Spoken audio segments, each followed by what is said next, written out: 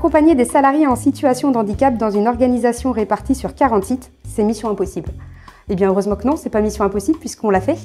Par contre, ça demande du temps, de l'investissement et surtout être très bien entouré par les médecines du travail, entouré par nos collègues RH, entouré par les COMEX, les managers, entouré par Andiem et aussi entouré par des cabinets externes qui sont là aussi pour nous conseiller au quotidien.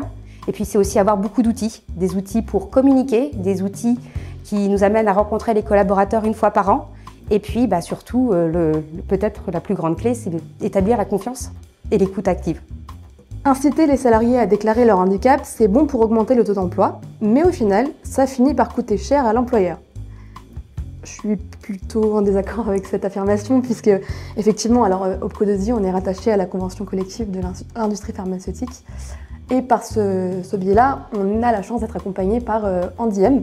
Ça nous permet d'avoir des financements en matière de recrutement et de maintien dans l'emploi pour les personnes en situation de handicap. Donc Andiem nous accompagne au quotidien sur ces thématiques-là. Entre 2021 et aujourd'hui, Opco2i a vu son taux d'emploi passer de 1,33 à 6%. Vous avez offert une prime aux gens pour qu'ils déclarent leur handicap. Non, c'est une idée, mais c'est pas celle-là que nous avons fait. Depuis 2021, avec l'appui de notre COMEX, de notre directrice générale, de mon DRH, eh bien, on a mis en place une politique qu'on voulait simple, compréhensible et surtout transparente. Et après ça, eh bien, on a formé tous les acteurs que j'ai cités tout à l'heure, que ce soit les membres du COMEX, que ce soit la RH, que ce soit nos managers, pour qu'ils soient aussi porteurs de cette parole. Et enfin, par des communications, et puis à la SEPH, une fois par an, eh bien, on diffuse des communications de collaborateurs en interne, des prestataires externes qui sont là pour parler, beaucoup du handicap parfois invisible qui peut faire peur. Et on essaye chaque jour de porter cette transparence auprès de tout collaborateur qui nous écrit, que ce soit pour lui, pour un cousin, pour un frère ou simplement pour le collègue d'à côté. Quand une personne déclare son handicap, mieux vaut en parler tout de suite au manager, même si la personne ne le souhaite pas. Moi, je ne suis pas tout à fait d'accord avec cette affirmation, puisque finalement, certes, la démarche reste une démarche confidentielle et individuelle. C'est quand même important de pouvoir le communiquer à son employeur, en tout cas au service RH ou au référent handicap, sans forcément en parler à son manager ou aux collaborateurs. Chez Opco2i, on a réussi à créer un réel climat de confiance, ce qui nous permet d'intervenir au bon moment et d'accompagner nos collaborateurs au mieux.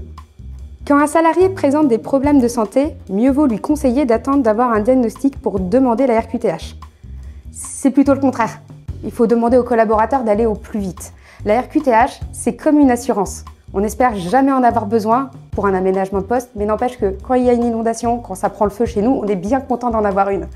La RQTH, elle peut être demandée, ne pas avoir besoin pendant des années, et puis un jour, on a besoin d'un aménagement de poste, on a besoin d'un coup de pouce, et c'est là où on intervient pour maintenir le collaborateur dans son emploi. La RQTH est une menace pour l'emploi ou l'évolution professionnelle? Alors, moi, je ne pense pas.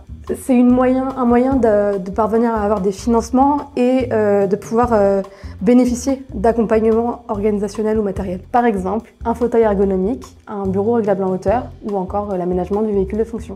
Ce qui est important de rappeler, c'est qu'effectivement, des collaborateurs qui bénéficient d'une reconnaissance, il y en a à tous les niveaux de l'entreprise.